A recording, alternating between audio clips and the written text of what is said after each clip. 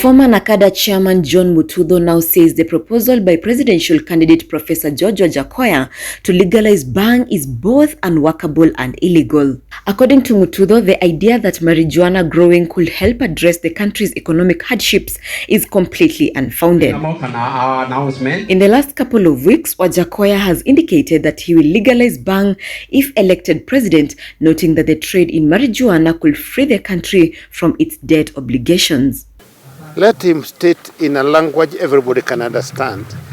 Nobody disputes his 17 degrees, but I'm disputing his wisdom in advocating that cannabis can make the economy of Kenya revamp to an extent of being a super world.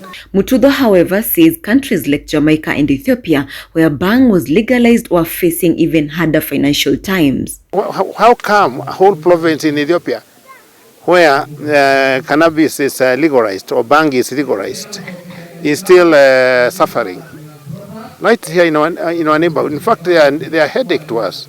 Those people have been involved in controlling this narcotic because they bring in tons that stuff. But are they any rich? How come Jamaica is not a superpower with all that cannabis that they have? That Nyasore of Kisi, that's the strong Bangi there, is 50 times stronger than this cannabis they're talking about in US and other places. So they are turned high with a 0.2%. So guys at Kisi and other places would have that for breakfast, just like cereals, at a 0.2% THC. So this presidential material person should pray for me too, so that I become a senator, so that I can impeach him for misrepresenting himself and giving a wrong indicator that this economy will be revamped with a narcotic substance. It's that simple. He insists that growing Bhang will in no way spur the country's economy and instead will push more youths into addiction. To understand the physiology and of all the chemical reaction of Bhang into a system, how you behave, it's a focused drug. If you think of having ugari, you can have as much as 3 kilograms. You decide to walk, you can decide to walk from here all the way 120 kilometers, and I've seen them do it. If you decide to dig, you do exactly that. It's a focused drug. It's just like the old railway line. You know, that's when we did 1894. The train has been passing through that rail line, the same speed, all those years.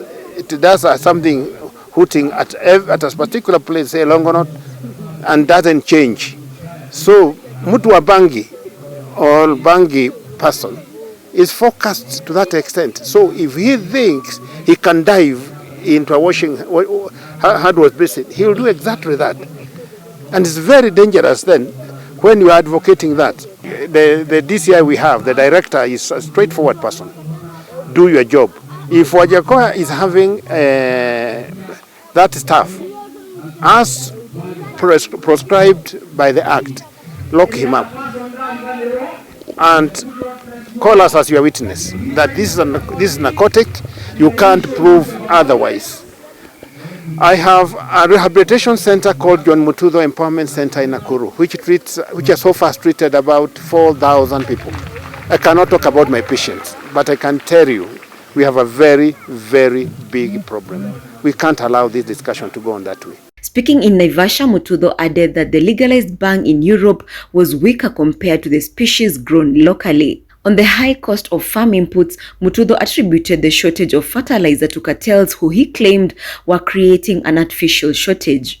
The cost of living and the hypes we are seeing now are a result of mismanagement at certain sectors, particularly in agriculture and finance. Corruption will always be there and has always been there, but mismanagement at that level has really messed us up. No one is talking about the very, very basics, and the basics are who messed our food grains or granaries. Somebody imported fertilizers in huge quantities, messed up the pH, soil pH, acidity or basicity, And then production started coming down from a high of 45 bags per acre to as little as 10, 15 acres. There is this issue that we go through every year, that we have an artificial famine so that we can import duty-free. So 5 families are able to sit over a cup of coffee and decide the fate of millions of Kenyans. Shame on you. Shame on you. Shame on you. Kenya should not be starving. And people who forge certificates or who confess that they stole examinations or hired goons to sit exams on their behalf are more serious criminals than carjackers. Because you end up having somebody in installations like banks, installations like government treasury, audit, on the basis of stolen intellectual property. They should not be forgiven. Some of those people, to me, like one of the guys, don't need to mention the names, it strikes me like a very, very intelligent man. But if you don't want to go and have your intelligence checked by academia, then you have your own deformities and you are not fit to be a leader, period. That the institutions that have been mandated to do the necessary vetting of people, to do that before and ensure that maybe even if it takes a day or two to clear a candidate, then someone should be, maybe they can come up with a system where we deposit, or the candidates deposit the required documents before, so that the day of clearing, they are sure that the candidates are cleared.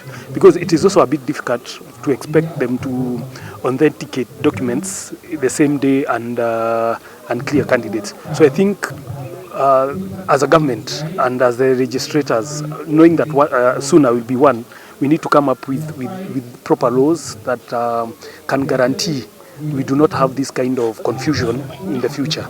Because this, I can say, is acting very negatively on the independent institutions, and I think it is important for all institutions to ensure that if they are mandated to do anything, they have to ensure that they follow the law, they come up with policies and systems that are waterproof. It is also sad that we also seeing leaders that are trying to vie for seats and they do not have the requisite documents or qualifications. So it is also shameful, because we are sending a very negative thinking to our kids. So I'm also challenging leaders that if you are seeking for any political position or leadership, let us have the qualifications that are in line with the kind of position that you're looking for. So we as candidates should deposit our documents maybe even a month before, so that we give the agents required to go through your documents and confirm that the said do not have fraud. Yeah? So we do not want a fraudster kind of mentality. Mututho, who is seeking the Senate seat in Nakuru, said that this had led to low production and a drop in maize harvest, thus benefiting the traders who are importing duty-free maize. On the fake degree saga, Mututho termed the issue as serious, adding that all those involved should be blocked from elections.